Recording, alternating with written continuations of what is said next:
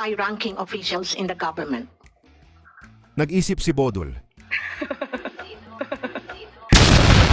Ito mga kababayan, Presidential Communications Office na si Claire Castro ay muli na naman itong binakbakan ni Alona. Ito'y matapos umano magsyunga-syungahan ang tagapagsalita ng palasyo sa harap ng mga media, kung saan palaging dinadawit nitong si Castro ang Vice Presidente Inday Sara Duterte sa tuwing nako-corner itong si Castro at tila hindi makakasagot ng diretso sa mga tanong ng media ay agad binabaling nitong si Castro kay Vice Presidente Inday Sara Duterte.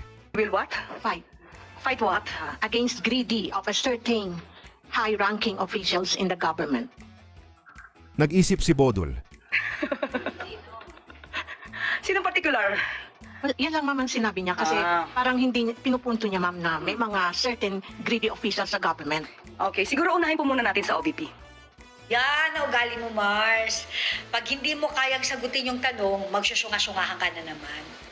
Diba? Tapos tatawa-tawa ka pa. Uy, diba? Huwag mo kaming i-reverse psychology. Alam na alam naman yung style mo na yan. Hindi mo mabaget. Kung sino yung particular na greedy, alam mo naman yan. Nahiya kang sagutin, hindi mo kaya. Diba? Dadaanin mo kami sa tawa. Huwag mo kaming i-reverse psychology. Huwag kami, Mare. Alam namin yan dahil ginagawa na rin namin yan. Yung tawa mong yan, akala mo nakasugat ka. Akala mo na-insulto kami sa tawa mo. Gaga, ipinakita mo lang kung anong karakter mo talaga. Mukha kang syunga. Sa bagay, isa ka naman talagang abogada, pero ang katuwiran mo, palaging pang tanga. Alam mo, nakakaloka. Fight what? What? Fight what? Wala na OVP. Oh my God. Tapos ang OVP, na-clear na nga ng COA. Binigyan pa ng unmodified opinion. 3 taon, 23, 24, 25. Tapos na. So I think it's about time na isunod na yung amo mong bangag. May pa-ICI pa kayo nalalaman eh. Di ba? Tatanong mo, sino partikular? Sino bang partikular? Alam mo sa sarili mo yan.